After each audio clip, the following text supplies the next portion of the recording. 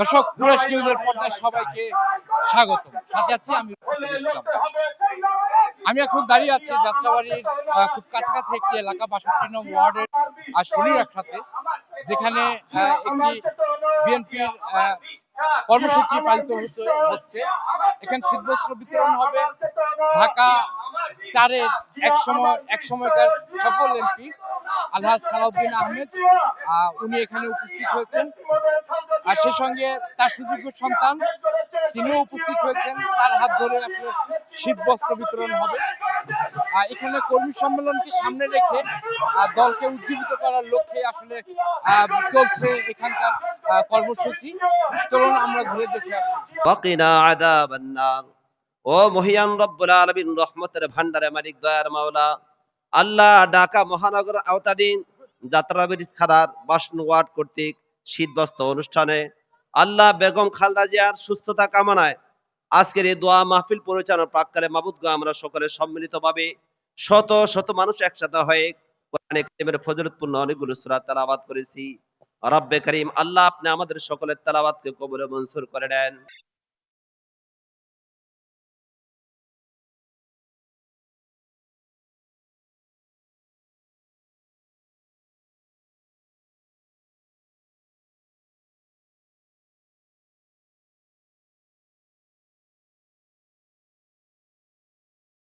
জন্য আমরা সবার কাছে দোয়া চাই।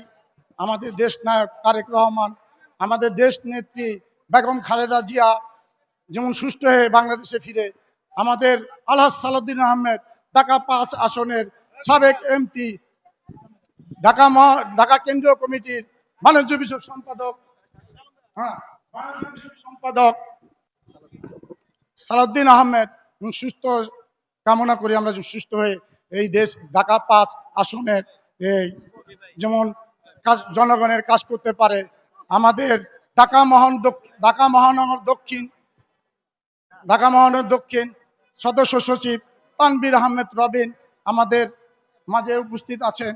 তার জন্য আমরা সবাই মিলে আমরা দোয়া করি। আজকে শীতবস্ত্র বিতরণ করার মূল উদ্দেশ্য আপনাদের মাঝে আসা, দুটো কথা বলার।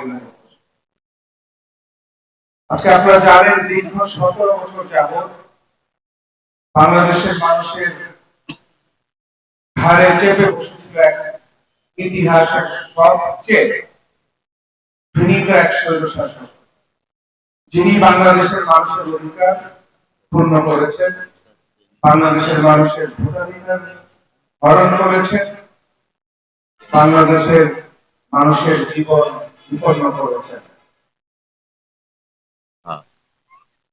গত 18 বছর যাবৎ, 17 বছর যাবৎ এলাকায় যারা নামে মাত্র এমপি হয়ে সংসদে গিয়েছিলেন আওয়ামী লীগের হয়ে, জনগণ তাকে কখনো ভোট দেয় নাই। ভোট দিয়েছিলেন আপনারা? ভোট দেয় নাই। জোর করে, চুরি করে, প্রশাসনকে দিয়ে চুরি করে, মধ্যরাতে সিল মেরে তারা সংসদে গিয়েছে। ৩১ দফাকে সামনে রেখে এটা তানভীর আহমেদ রবিন আঙ্কেল, আমাদের ঢাকা মহানগর দক্ষিণের সদস্য সচিব, উনি বলেছেন এটা আসলে হচ্ছে আমাদের ভারপ্রাপ্ত নেতা তারেক রহমান আছেন, তারেক রহমান ৩১ দফা দিয়েছেন।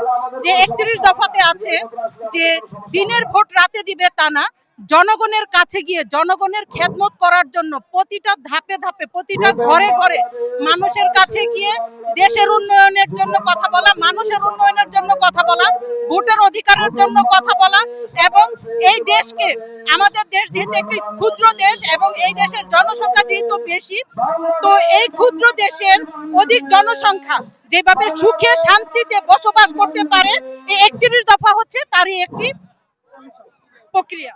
যে নির্যাতনের শিকার হয়েছেন, যে জুলুমের শিকার হয়েছেন, একই জুলুম তো আপনারা মানুষের কাছে, মানুষের উপর করতে পারেন না।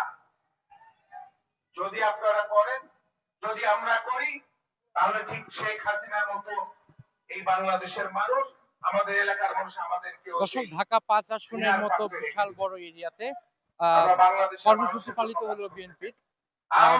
এখানকার তিনবারের সফল এমপি আলহাজ সালাউদ্দিন সাহেব আজকে কর্মসূচিতে অসুস্থতার কারণে উপস্থিত হতে পারেননি, তবে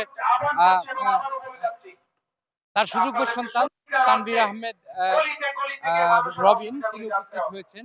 কর্মী সম্মেলনকে সামনে রেখে আসলে তার নিজের দলের মানুষদেরকে উৎসাহ দিচ্ছেন এবং উদ্দীপনা যোগাচ্ছেন, এবং সেই সাথে তাদের দায়িত্ব ও পরিকল্পনা সম্পর্কে সবাইকে অবগত করছেন। সাথে শীত বস্ত্র বিতরণ অনুষ্ঠানও সম্পাদিত হচ্ছে।